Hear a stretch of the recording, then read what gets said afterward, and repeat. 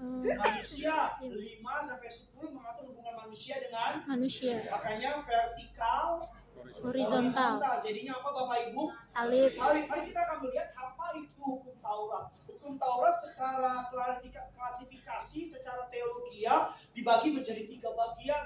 Yang pertama kita kenal dengan istilah the moral law. Hukum yang mengatur tentang moral. Jangan membunuh, jangan mencuri, jangan bersaksi dusta, etc. Hukum ini mengatur bagaimana kita bersikap as a human being, sebagai manusia.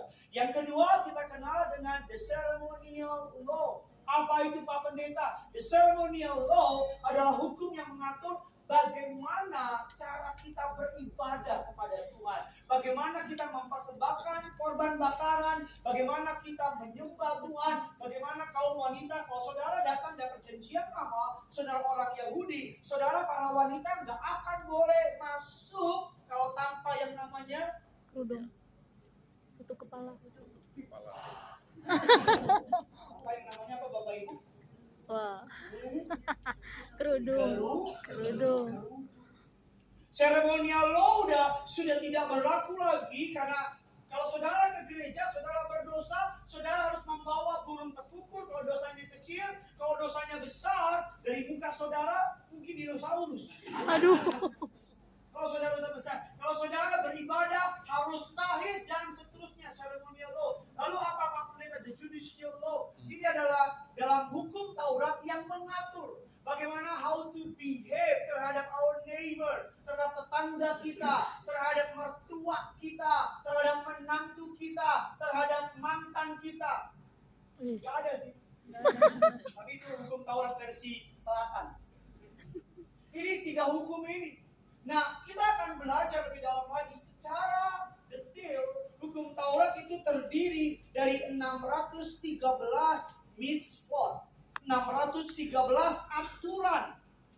Sama-sama bilang sama saya 613. 613. Aturan.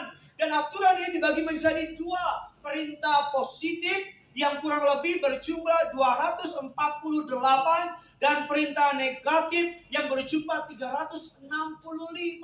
Perintah positif kenapa 248? Karena Rabi Yahudi percaya jumlah seluruh tulang dan organ tubuh manusia berjumlah 248. Kalau di sini ada kedokteran mungkin sudah bisa buktikan omongan saya betul apa tidak. Kalau salah jangan salahkan, saya salahkan Rabi. Dan jumlah perintah negatif ada 365. Berapa? 365. Berapa hari dalam setahun? 365. 365. Pertanyaannya, jumlah perintah 613 ini, bisa kita melakukan ini semua? Di rumah aja disuruh buka saat untuk masuk rumah, kita suka lupa. Di rumah untuk disuruh masuk, naik ke tempat tidur aja harus ganti baju, kita lupa. Apalagi melakukan 613 peraturan. Saya di rumah punya 2 orang anak. Anak saya gini, jangan lari-lari, malah satu-satu dia. Yang kedua namanya Joe, jangan naik bangku, malah naik meja dia.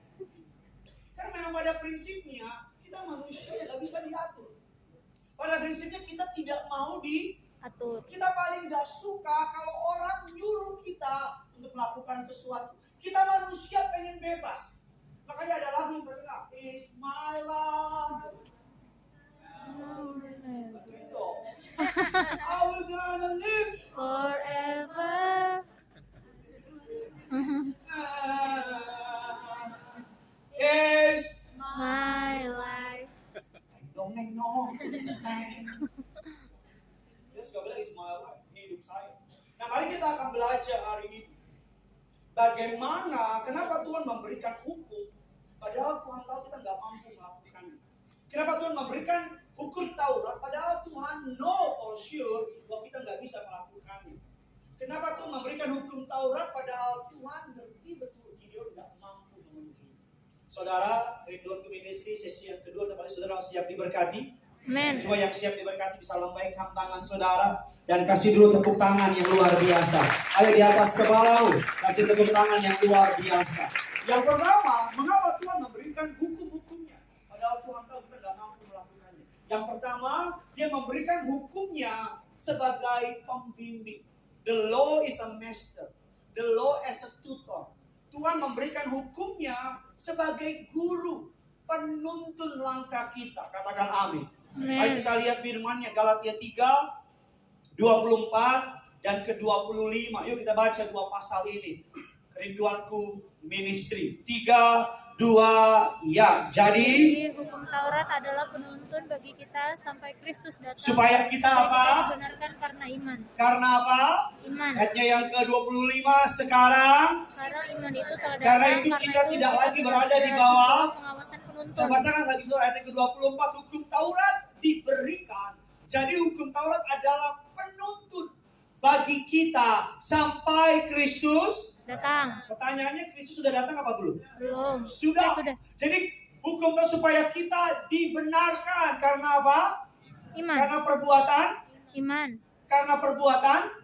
Tapi karena apa? Iman. Karena iman. Ayat ke-25. Sekarang iman itu Telah karena itu datang. kita tidak berada lagi di bawah Pengawasan penuntun. Kenapa Tuhan memberikan hukum Taurat? Karena Tuhan tahu kita nggak mampu melakukan. Karena yang pertama, hukum Taurat diberikan untuk menuntun kita. Sama-sama bilang sama saya untuk menuntun saya. Untuk menuntun saya. Sebagai guru yang ngajarin kita. Sebagai guru yang kasih tahu kita. Sebagai guru yang kasih tahu mana yang benar, Mana yang salah? mana yang salah. Sebagai guru ngingetin kita jalan mana yang harus kita ambil. Saya selalu bilang sama saudara, seluruh larangan dalam Alkitab, seluruh larangan yang Tuhan kasih di Alkitab untuk kebaikan kita. Amin. Saya ulang lagi, semua larangan yang Alkitab beri untuk Kebaikan kita. kebaikan kita. Larangan yang Alkitab beri bukan untuk bikin hidup saudara nggak susah banget sih di orang Kristen. Nggak boleh gitu. No. Larangan yang Tuhan beri adalah aturan main melindungi kita. Kalau saudara mengikuti itu, maka hidupmu penuh dengan berkat dan damai sejahtera. Bilang amin. Amin. Sebagai contoh, ketika kita bilang suruh mengampuni, kita bilang jangan membenci. Kalau saudara benci, siapa yang untung? Iblis. Terima kasih Pastor Vincent. Yang lainnya pada. Kalau saudara nggak ngampunin, siapa yang rugi? Kita. Bukan kita, lu. Udah bertobat lama. Ketika Tuhan bilang untuk saudara ke gereja, ikut kerinduan komunis di lantai 36, pendeta boyband Korea. Lazim. Siapa yang untung? Saya. Saudara, bukan Tuhan. Karena pada prinsipnya Tuhan tidak bisa untung, tidak bisa rugi. Saudara nyembah nggak nyembah Tuhan, dia tetap Tuhan. Saudara ngampunin nggak ngampunin, dia tetap Tuhan. Saudara kasih persembahan nggak kasih persembahan, dia tetap Tuhan. Saudara gereja nggak gereja, dia tetap Tuhan. Karena posisi Tuhan secure, stabil, nggak dapat berubah, nggak dapat berkurang, nggak tambah banyak, nggak tambah dikit. Bilang amin. Amin. Jadi ketika Tuhan beri larangan sama saudara, bukan Tuhan yang untung. Amin. Udah yuk kembali ke tempat lama aja.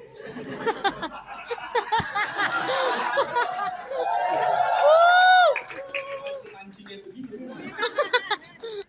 Yakin. Sebagai contoh, ada tulisan di jalan tol, kecepatan maksimal 80 km per jam. Saya mau tanya, larangan itu untuk jasa marga atau untuk kita?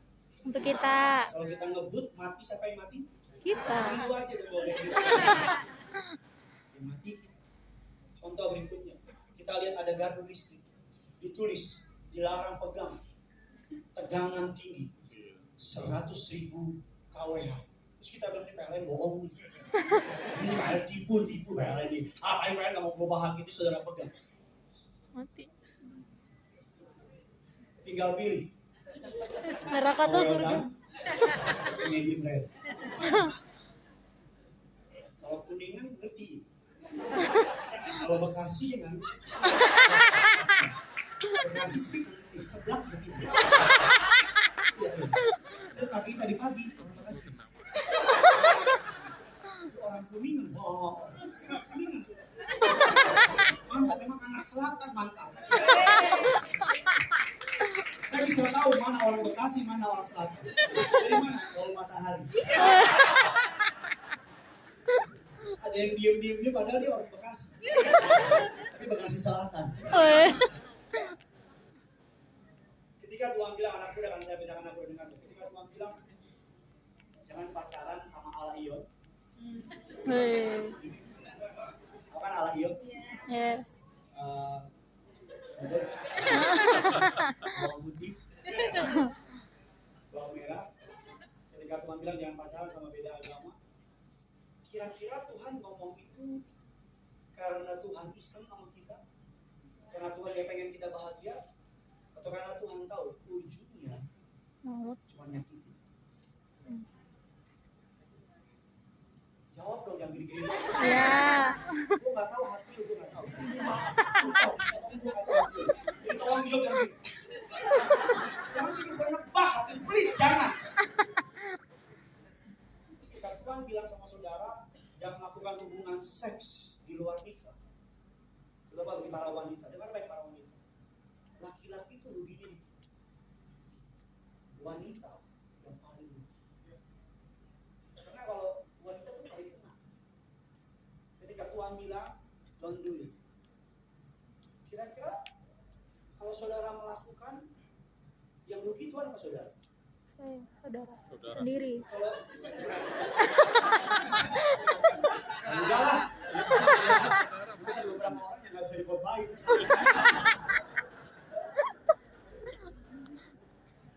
Ketika Tuhan bilang ini, ampuni yang nyakitin kamu. Kira-kira itu untuk keuntungan Tuhan atau untuk keuntungan kita? Keuntungan kita. Kenapa Tuhan memberikan hukum? Padahal Tuhan tahu kita nggak mampu melakukan. Yang pertama, karena Dia memberikan hukum untuk menuntun kita. Untuk apa Bapak Ibu? Menuntun kita. Menuntun kita. Untuk kasih tahu sama kita. Yang kedua, kenapa Tuhan memberikan kita hukum? Mari kita sambut. Kalau nggak suka kita sambit. Our youth pastor, Pastor Vincent Nicodemus, mau tempat kita berikan salah satu tangan. Sekali lagi boleh kita kasih tepuk tangan buat Pastor kita, Pastor Gideon. Video Pastor. Yang kedua, jadi tadi yang pertama apa? Hukum adalah Pembimbing. pembimbing, penuntun kita. Yang kedua, hukum adalah cermin. Sama-sama bilang sama saya cermin. Cermin. Dalam hidup kita perlu yang namanya cermin, saudara. Saya tadi baru lihat di Instagram. Lihat maps, kita tahu apa? Arah. Saya nanya, tolong dijawab, mentang-mentang junior nih.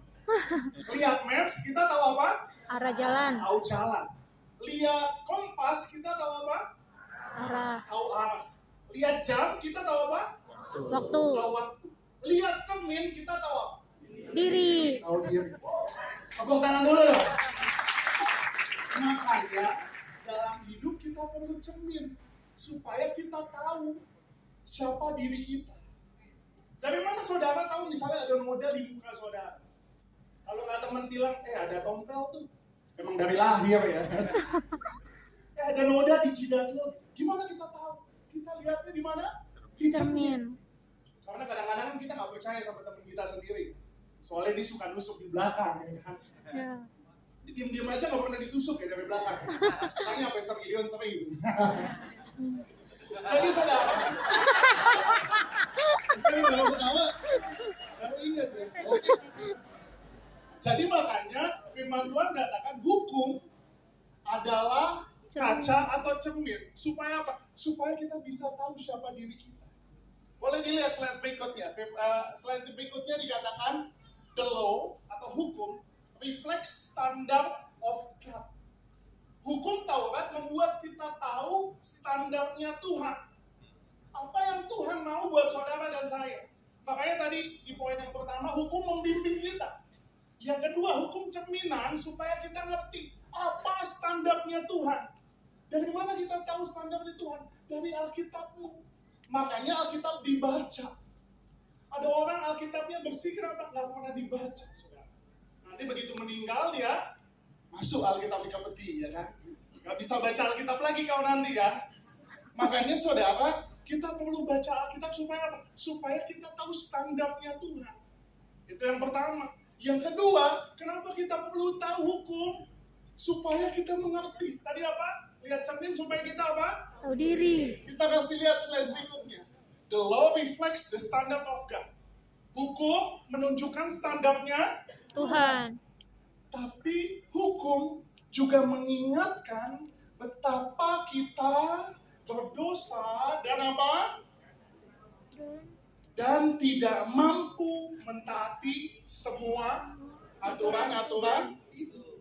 Makanya kita perlu cermin untuk kita tahu diri. Kenapa? Supaya kita sadar kita butuh kasih karunia Tuhan. Yang percaya katakan amin. Amin. Amin. Kalau kita dituntut sama semua hukum yang Tuhan punya, kita nggak akan bisa. Kita bisa gagal. Tapi kita bersyukur Yesus mati buat saudara dan saya. Supaya kita hidup di bawah kasih karunia Tuhan. Yang percaya boleh kita kasih tepuk tangan. Masalahnya gini saudara. Masalahnya seringkali kita udah lihat kaca, ada noda di muka kita. Harusnya kita apain? Bersihin. Kita bersihin. Masalahnya seringkali kita lupa. Contohnya apa? Contohnya di Alkitab dikatakan sama-sama kita lihat Yakobus 1 ayat yang ke-23.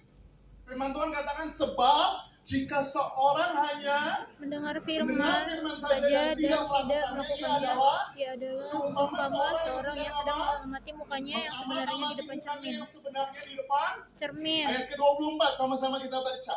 Baru saja Baru memandang dirinya, dia sudah pergi dan ia segera lupa. Ia segera lupa bagaimana rupanya. Ayat yang ke-25. Tetapi, sama-sama bilang tetapi. Tetapi barang siapa meneliti hukum yang sempurna, sempurna, yaitu hukum yang memerdekakan orang, dan ia bertekun di dalamnya, jadi bukan hanya mendengar untuk melupakannya, tetapi tapi apa? Sungguh-sungguh melakukannya, melakukannya, ia akan berbahagia oleh perbuatannya. perbuatan. Hukum itu perlu untuk apa? Untuk kita bercermin. Untuk kita melihat bagaimana kita telah jauh dari Tuhan. Makanya cermin perlu untuk apa? Supaya kita tahu diri kita. Seringkali ada banyak orang Kristen dengar firman, yes, amin. Pulang, aman, gak ada yang tahu. Dosa tetap jalan, ya kan? Karena banyak orang Kristen, mohon maaf ya, banyak orang Kristen punya salah persepsi di sini. Orang Kristen banyak yang bilang, oh kita hidup karena kasih karunia Pak. Kita nggak usah lagi taat sama firman Tuhan. No, jangan kita punya pemahaman yang salah tentang kasih karunia. Saya mau katakan Pak, Bu, di mana ada kasih karunia, di situ ada kebenaran. Percaya katakan amin. Makanya hari ini dikatakan Injil dan kebenaran. Semuanya berjalan berdampingan. Dari mana kita tahu Pak? Sama-sama kita lihat ayatnya. Ini adalah suatu kejadian di mana para ahli Taurat dan orang Farisi membawa kepada Yesus seorang perempuan yang berbuat zina. Orang Farisi datang dengan apa? Dengan hukum. Sama-sama kita lihat ayatnya. Kita baca Yohanes 8 ayat yang ke-11. Sama-sama kita baca 3, 2, iya. Jawabnya, tidak ada Tuhan. Lalu kata Yesus, aku pun tidak menghukum engkau. Pergilah dan jangan berbuat dosa lagi mulai dari sekarang. Pada saat Yesus dihadapkan dengan perempuan berdosa, dia adalah perempuan yang kedapatan berzina. Yesus gak menghakimi dia dengan hukum, tapi dia datang dengan penuh kasih karunia. Sehingga wanita itu yang harusnya dihukum, karena kasih karunia dia diampuni. Yang percaya katakan amin. Begitu juga dengan saudara dan saya, kita yang harusnya dihukum, tapi kita semua diampuni karena kasih karunia Tuhan. Yang percaya katakan amin. Tapi nggak hanya sampai di situ. Sama-sama bilang kanan kirimu, jangan cuma sampai di situ. Amin. Apa selanjutnya? Tuhan katakan, pergilah dan jangan apa? Berbuat dosa. Respon terbaik yang Tuhan mau buat saudara dan saya ketika kita semua menerima kasih karunia Tuhan, respon terbaik yang Tuhan mau adalah pertobatan kita. Amin. Kita lihat cermin, tahu diri. Kita tahu kita salah. Apa yang salah, diampuni Tuhan. Karena apa? Kita hidup di bawah kasih karunia Tuhan. Tapi gak hanya sampai di situ, kita harus kasih respon kita sama Tuhan. Setelah kita terima kasihnya Tuhan, kita mau hidup dalam pertobatan. Kita gak lagi sama-sama yang lama. Yang percaya boleh kita kasih tepuk tangan sorak-sorai buat Tuhan Yesus. Makanya saya mau katakan, jangan mempermainkan kasih karunia Tuhan. Amin. Ada banyak orang bilang, kasih karunia. Aku sudah dibenarkan. Sampai lupa sama yang namanya hukum tadi. Padahal hukum mencerminkan standarnya Tuhan. Saya mau katakan, kita ditebus sama Tuhan. Gak hanya untuk diselamatkan, gak hanya untuk diampuni. Tapi Tuhan mau mengubahkan hidup saudara dan saya. Supaya kita hidup seturut dengan apa yang Tuhan katakan. Yang percaya boleh kita kasih tepuk tangan sorak-sorai. Yang ketiga, hukum adalah peta dan akan dilanjutkan kembali oleh lead pastor kita, Pastor Gideon Simanjuntak. Haleluya. Kita sekali kasih tepuk tangan untuk Pastor Vincent Nicodemus. Saudara, Pastor di kerinduanku, mantap-mantap saudara. Tetap lebih mantap saya saudara. Kasihan jadi mereka saudara, kalau dikasih nama yang datang dikit saudara. Jadi sengaja saya kasih kesempatan biar saudara tahu betapa mereka juga berkualitas. Mereka hanya butuh kepercayaan dari saudara. Amin saudara. Jadi kalau kita lihat ayat ini, lalu kata Yesus, aku pun tidak menghukum kau, is grace. Tapi pergilah dan jangan berbuat dosa lagi, is truth. Jadi satu ayat ini menggambarkan grace and truth. Dia bukan saja mengampuni saudara, tapi dia juga memampukan saudara untuk hidup dalam dosa. Rasanya 1 bulan ini kita belajar banyak tentang kasih karunia, betul apa tidak? Kita jadi ngerti banyak apa sih grace itu dan bagaimana hubungannya dengan yang namanya Taurat. Saya sedang menyiapkan seminar, ada beberapa teman-teman kenalan kami yang ngajar dengan sangat luar biasa, tapi seminar itu free, nggak bayar, tapi harus daftar. Kenapa? Karena saya hanya pengen orang yang ikut seminar ini yang mau sungguh-sungguh tahu apa itu grace dan apa itu law. Dan bagaimana mengimbangi dua hal tersebut. Nanti di seminar itu saya bisa bertanya apa aja. Pak Pendeta apa benar sekali selamat selamanya selamat? Pak Pendeta bagaimana upah dosa dan seterusnya. Nanti akan ada diktatnya, akan ada kelasnya. Biar saudara bisa mengerti. Biar saudara bisa mengerti dengan baik. Yang pertama, hukum sebagai pembimbing. As a teacher, as a tutor. Yang kedua, hukum sebagai apa? A mirror, sebagai cermin. Dan yang ketiga, hukum sebagai peta. Apa Bapak Ibu? Hukum sebagai peta. Peta. Aku peta. Di mana kita? Itu kartun yang paling menyebalkan. Emosi kalau nonton ibu saya. Apakah kamu lihat Dora? Apa? Ada di sini. Sampai woi. Saya bingung anak kecil kenapa suka itu Dora itu. Hukum sebagai peta, sambil saya undang pemain keyboard, bukan untuk khotbah tapi main keyboard. Hukum sebagai peta, Mazmur 119 ayat 105. And by the way, yang main keyboard itu wakil gembala sebuah gereja, tapi dia secara iman Tuhan suruh untuk gabung ke kerinduan. Wih, keren banget. Saya nggak bisa, Pastor Dolphin saya bisa saya sendiri.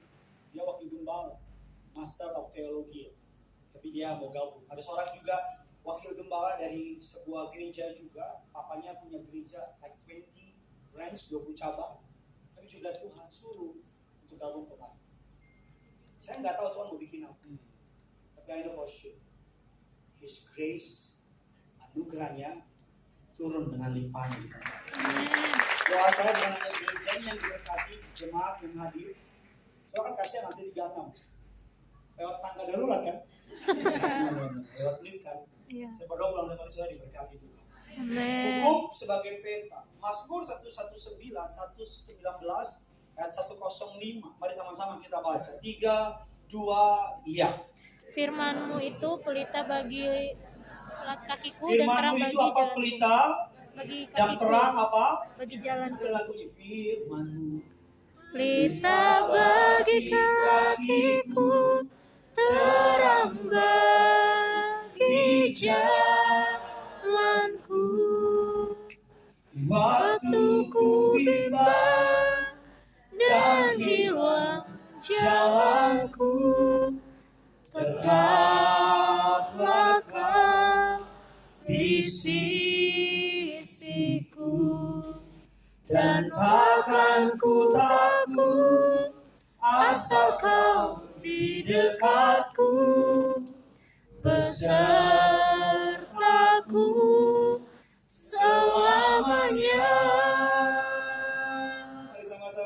batu kuningan. Firman-Mu pelita bagi kakiku, terang bagi jalanku. Kenapa Tuhan memberikan hukum Taurat padahal Tuhan tahu kita nggak mampu melakukan?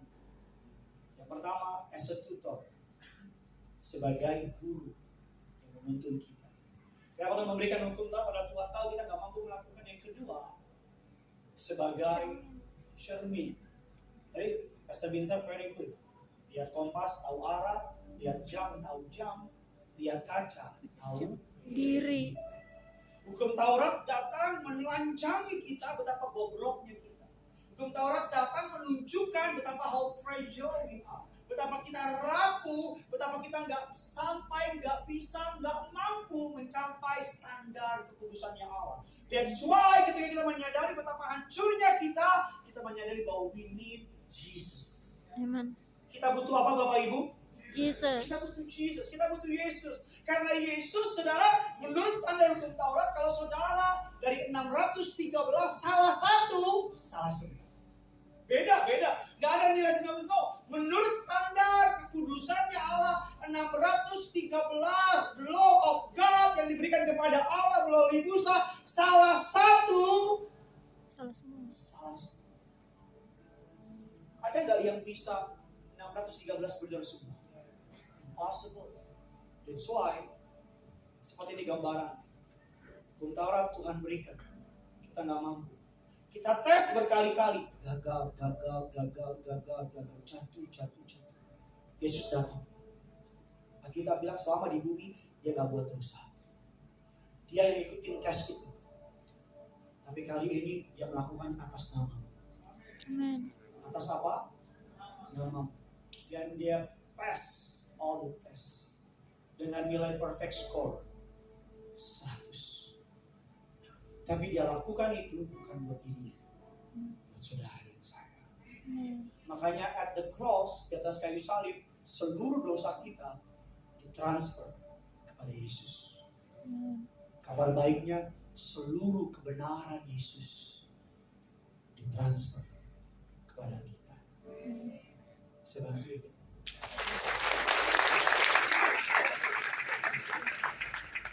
Saya tahu kok, kita bilang amin, tapi kita susah percaya.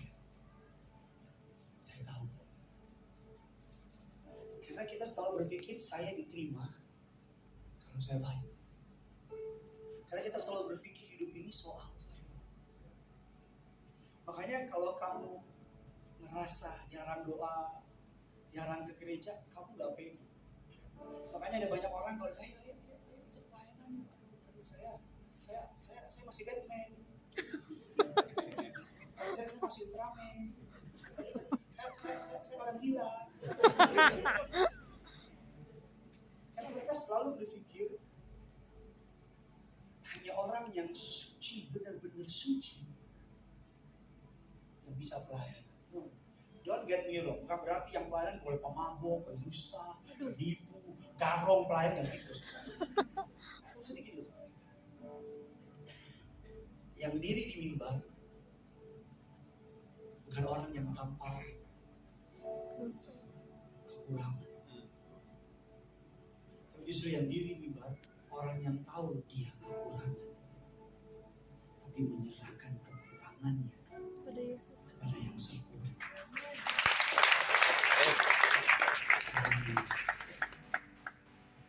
Kalau saya pakai konsep manusia, saya berhenti jadi pendeta. Berapa banyak orang nyerang, orang DM, orang WA, berapa banyak jadwal yang di cancel cuma gara-gara serangan orang-orang yang titik-titik.com. Tapi I know for sure, saya bukan soal seberapa baik saya, tapi seberapa hebat Yesus. The law as a man. Tuhan berikan hukum untuk kita. Sudah pengen tahu bagaimana menjadi a good husband? Ada di Alkitab. Baca. Saya pengen tahu bagaimana menjadi a good wife? Ada di Alkitab. Saudara yang tahu bagaimana menjadi a good friend, menjadi teman yang baik, ada di Alkitab. Saudara yang tahu bagaimana menjalani, bagaimana saudara yang butuh hikmat, baca kitab Amsal. Semua hikmat yang saudara baca, semua kata-kata motivasi, motivator yang ada di Pinterest, yang ada di Instagram, wih keren banget, ih mantap banget, you know what? Itu semua rootnya diambil, dicuri, di ATM, amati, tiru, modifikasi, pakai kalimat tiru, waduh gila, keren banget ya kata-katanya, lapet! Kenapa kamu menghormati perkataan motivator? Kenapa kamu menghormati perkataan orang dunia dengan hikmat dunia? Kamu bilang keren banget perkataannya. Padahal you know what? Di dalam dirimu, di dalam firman Allah ada hikmat yang manusia nggak bisa selami. Ada hikmat yang bukan hanya menolong, tapi menyelamatkan saudara. Saya kalau baca tulisan orang, kata-kata motivator, saya tahu ini rootnya Alkitab. Saya akan menghapuskan perbudakan. Orang yang baca Alkitab. Karena tahu nggak boleh. Dari mana kita tahu cerai itu nggak boleh? Alkitab. Dari mana kita tahu membunuh itu nggak boleh? Di Alkitab. Law of God. Dari mana kita tahu nggak boleh jadi orang munafik? Netizen. Dari mana kita tahu bahwa hidup ini harus jujur? Alkitab. Law as a man.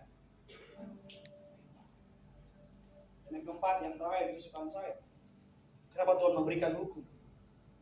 Sebagai pembanding. Kenapa Tuhan memberikan hukum? Sebagai cermin. Kenapa Tuhan memberikan hukum? Pembimbing. Sebagai Pembanding. peta.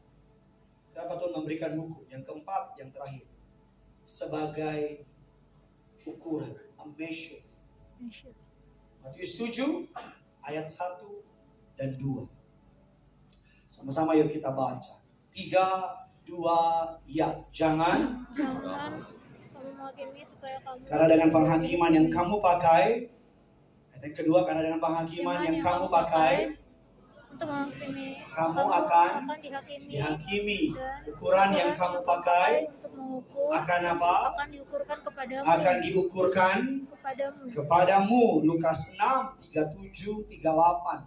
Janganlah kamu menghakimi, maka kamu pun tidak akan. dihakimi. Dan janganlah kamu menghukum, maka kamu pun tidak akan. dihukum. Ampunilah, dan kamu akan. diampuni. Berilah, kamu akan. Diberi. Suatu takaran yang baik, yang dipadatkan, diguncang, dan yang tumpah keluar, dan dicurahkan ke dalam ribaanmu. Tulisan yang kuning yuk kita baca. Aksa Tower 3, 2 ya. Sebab ukuran yang kamu pakai untuk mengukur akan diukurkan sekali lagi, kepadamu. sebab ukuran yang kamu pakai untuk mengukur akan. diukurkan kepadamu. Sekali lagi, sebab ukuran yang kamu pakai untuk mengukur akan. diukurkan kepadamu. Akan. diukurkan kepadamu. Akan. diukurkan kepadamu. Diukurkan kepadamu. kepadamu. Kenapa Tuhan memberikan hukum sebagai penuntun, as a tutor? Kenapa Tuhan memberikan kita hukum sebagai cermin, mirror? Lihat gambar, tahu diri kita. Lihat kaca, tahu diri kita. Kenapa Tuhan memberikan kita hukum sebagai peta? Untuk mengetahukan bagaimana how to deal with this life. Bagaimana melakukan hidup ini di muka bumi ini. Yang keempat, sebagai ukuran. Banyak orang tahu firman, bukannya makin belas kasihan, bukannya makin rela kasih, bukannya makin orang menjadi murah hati, tapi justru hukum yang dia pakai untuk menghakimi orang lain. Ada banyak orang makin punya pengetahuan firman, bukannya makin penuh dengan kemurahan, bukannya makin mengasihi orang lain, tapi justru firman yang dipakai buat mukul orang. Saya beberapa waktu lalu diundang oleh sebuah gereja. Ketika saya upload iklannya, ada banyak orang yang DM saya, Pak Pendeta, itu gereja sesat Pak, itu gereja nggak benar Pak, jangan ke situ Pak, begini. Saya orang yang nggak pernah ambil kesimpulan kalau saya nggak tahu. Karena kenapa? Pengalaman.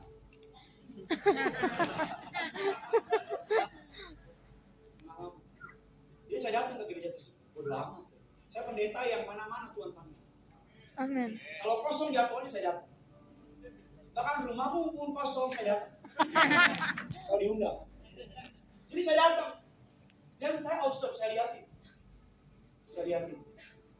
Pujian penyembahannya hanya nama Yesus. Oh, Yesus namanya. Terus saya namanya hanya nama Gideon, saya pulang.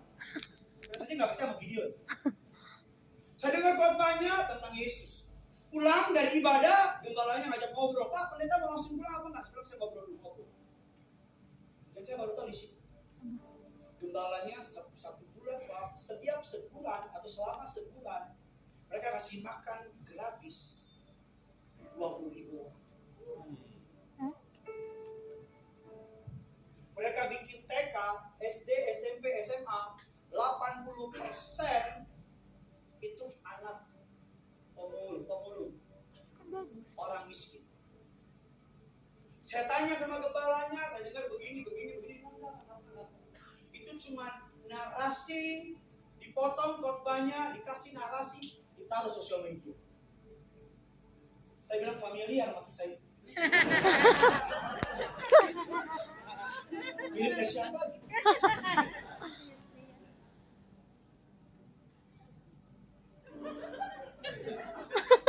Ada yang ngertinya belakang. Ada banyak orang dikasih terang oleh Tuhan kan untuk menerangi dirinya, melihat apa kekurangannya, bukan untuk mengukur dia, tapi dipakai untuk menghakimi.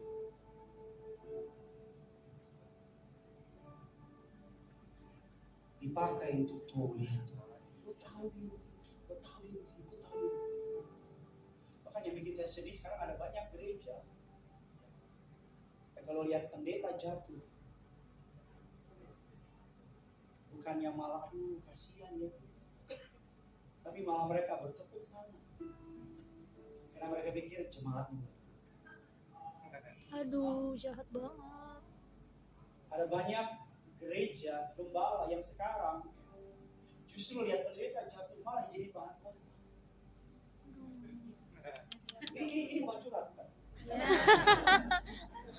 Jadi saya pengen saudara, jangan karena cara berbeda pakaian, jangan karena cara berbeda pandangan. Bahkan ada banyak orang karena nggak satu gereja lagi, dibilang Yesus.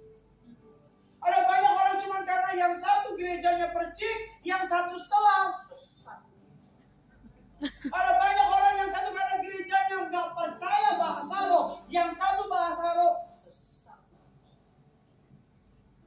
Justru yang paling banyak bilang sesat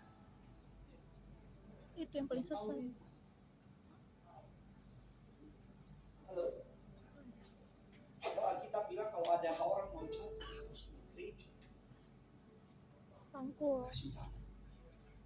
Tapi faktanya kasih tangan, tapi buat tolong. Aduh.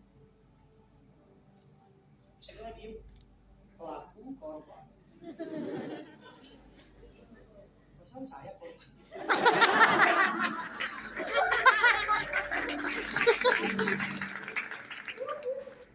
Ada banyak orang bukannya lampunya di bawah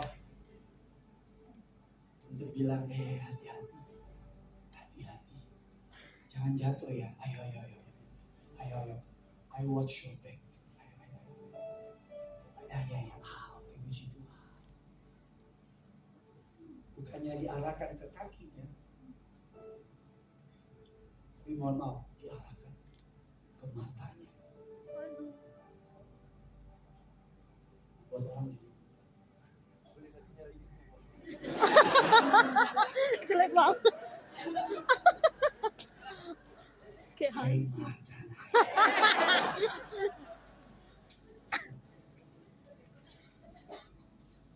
Jangan karena cara berpakaiannya kocak.